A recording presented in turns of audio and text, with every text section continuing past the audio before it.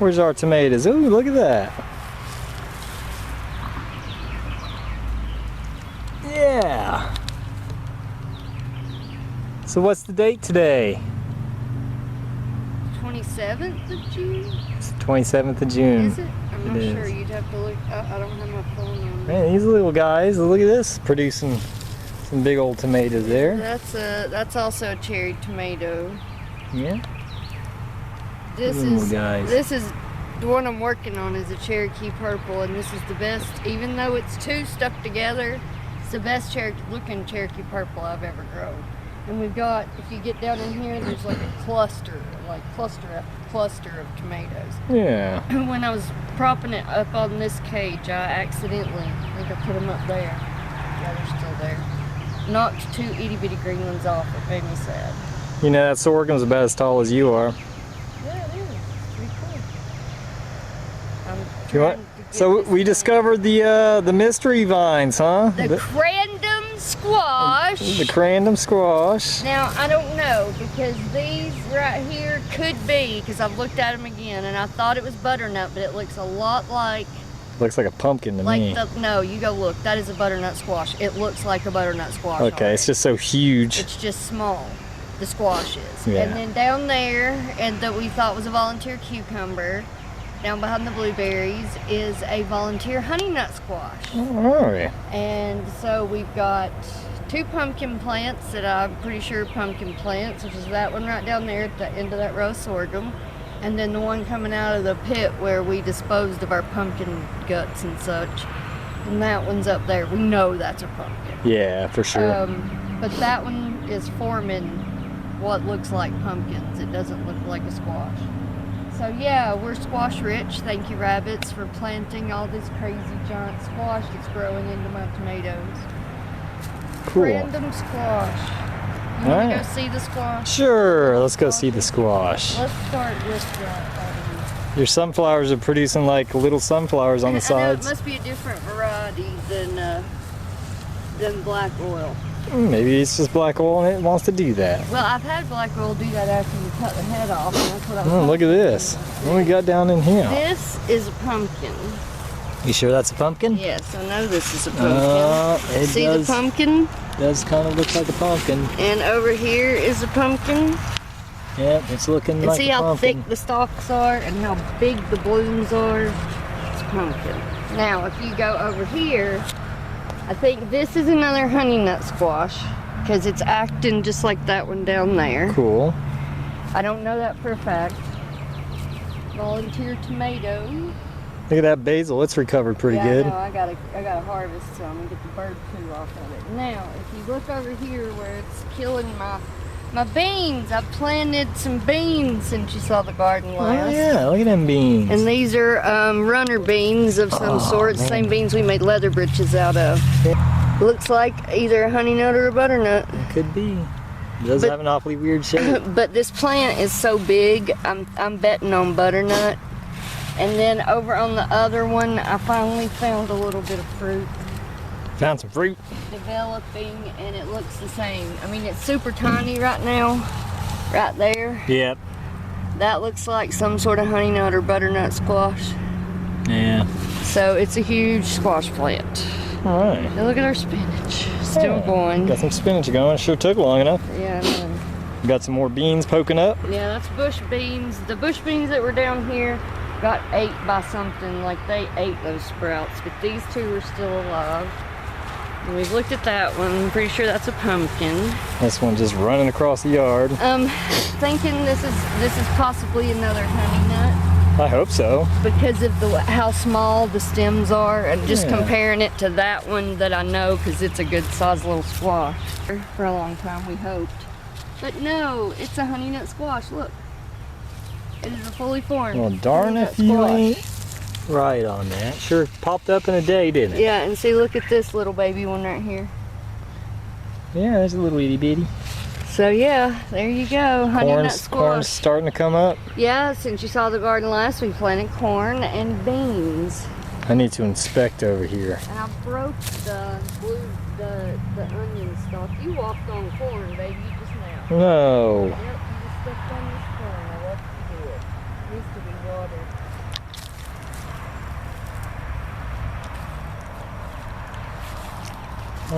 Yeah, I picked a bunch of blueberries. Look at well, this. Not You a didn't- bunch. I picked blueberries today. Oh Lord, help Those me. were not blue like that when I was Oh, doing no. it this morning. I've got to eat them now. Well, I've got a bunch of. Look at that one. This is the best blueberries we've had all year. Well, the best blueberries we've had since we've Yeah, had blueberry since we've done the bushes. blueberry bushes. But up here, I gotta show y'all this because I forgot to show y'all in the previous videos. I wanted to grow these so bad, and it took so long for them to sprout and grow. This is ground cherries. Some ground cherries. And if you look, Yep, there's a little husk. see, there it is. And I keep feeling to see if I can feel it, and it's not ready yet. Yep, little husk. And then I wish the blossoms weren't closed because they have the most beautiful blossoms.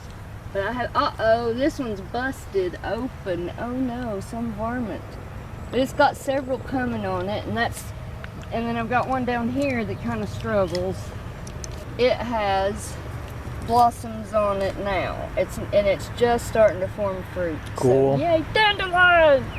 And then these are on purpose honey nut squashes. I did that on purpose, and these are the yellow crooked necks. All right, crooked neck. Now they're not started to, they're Crooked neck, just crooked starting neck. to look like they're fixing to bloom. I can see them, the little buds. But yeah, and then there's a volunteer tomato over here in between the sorghum and the giant lamb's quarter. Oh, cool. And see, this is what I'm hoping is a Campari. And I got him a little cage so he can, you know, have some support.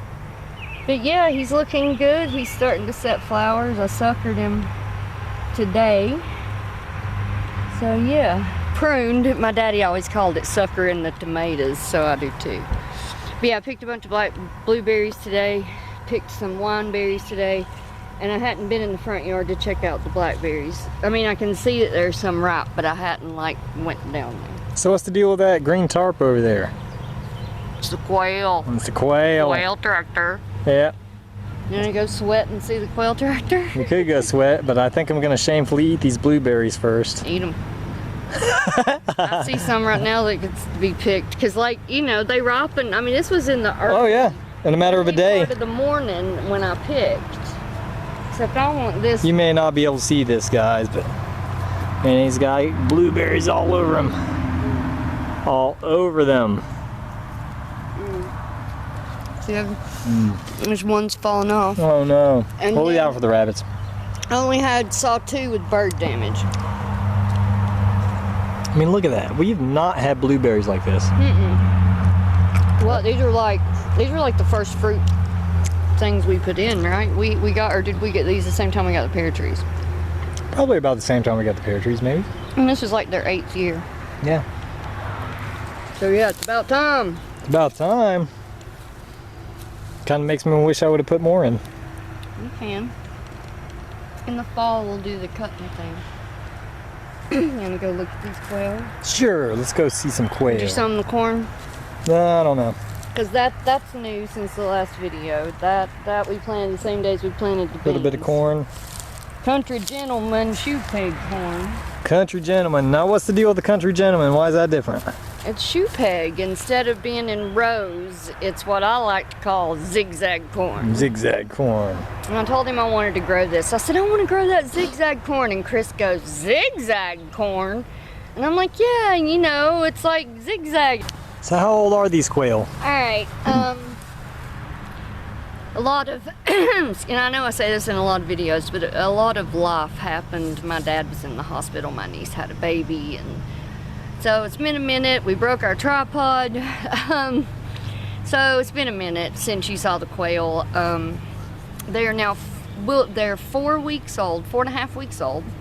We moved them out last, let's see, went to Melinda, so it was Wednesday. Moved them out last Wednesday, so they've been outside a week. And yeah, they're doing good. They seem to be happier outside. You can tell the males from the females for sure. And we got a bigger waterer. The challenge is getting everything to work on a slope. Yeah. Because, I mean, as you've seen, our backyard is a slope.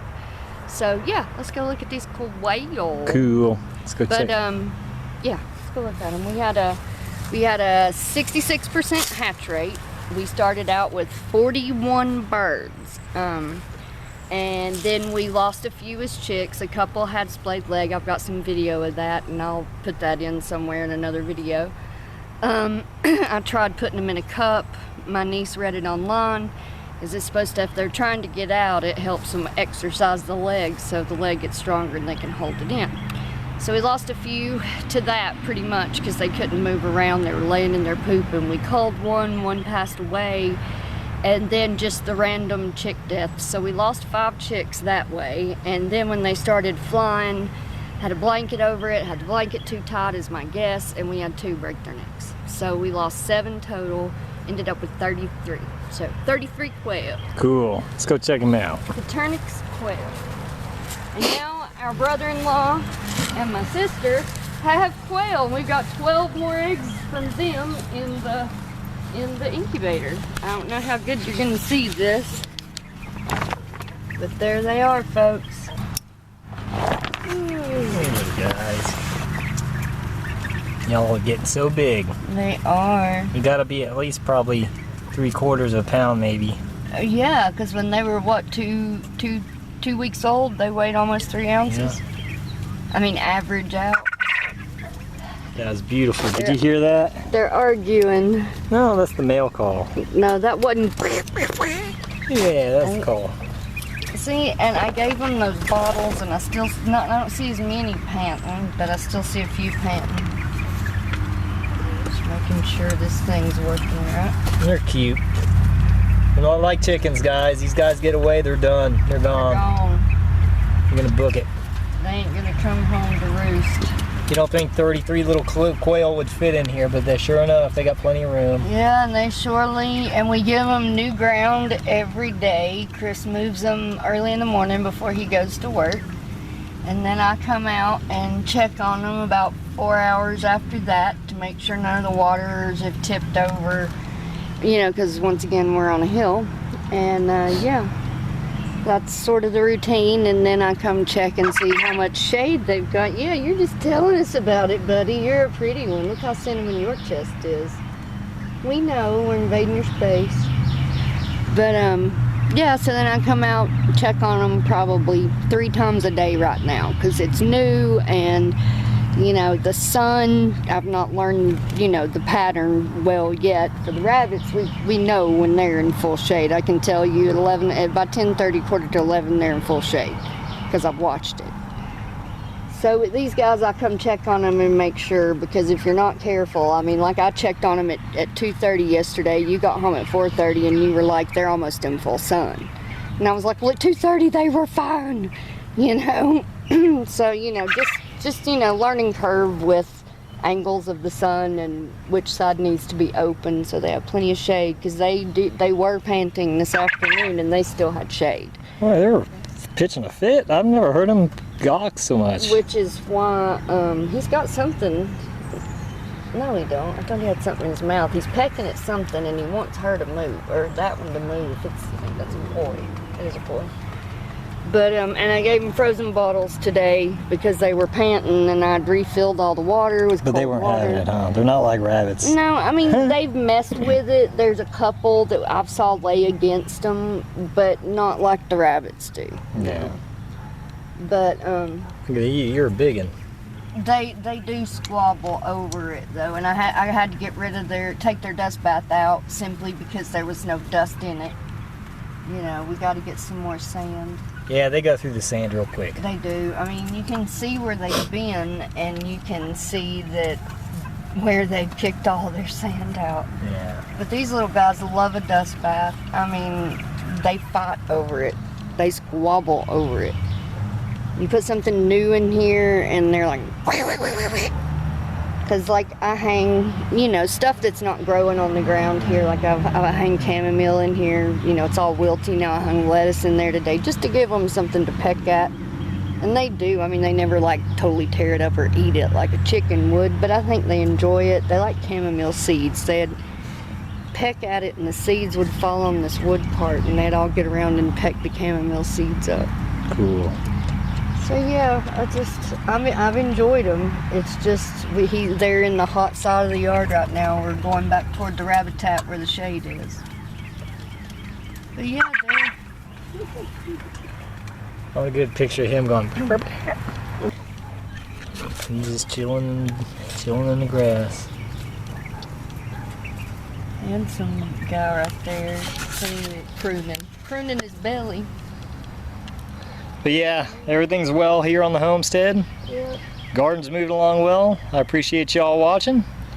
Is there anything you would like to mention to these guys before we... Is there anything? Okay, there's just one little thing I'd like to say. You know, you see a lot of videos talking about quail being the best homestead animal, and I just have to say at this point, and they're not even laying eggs yet, I agree, because these guys are easy. And so if you thought about getting birds, give quail a try. Good start. It's a good place to start. It's small, they're quiet. I mean, you heard, when we're in the house and the windows are open, we can't hear them. We couldn't even hear them when they were next door. No, when they were in the next room. So, you know, if you've been thinking about getting quail, go for it, man. I mean, my sister and my brother-in-law got some in an incubator, and, you know, I mean, it's a great homestead animal. Not a lot of infrastructure needed. You know, try out quail. All right, God bless y'all. Thank you for watching Black Pack Homestead. We'll see you here next time at the Black Pack Homestead. Have a blessed day. Bye-bye.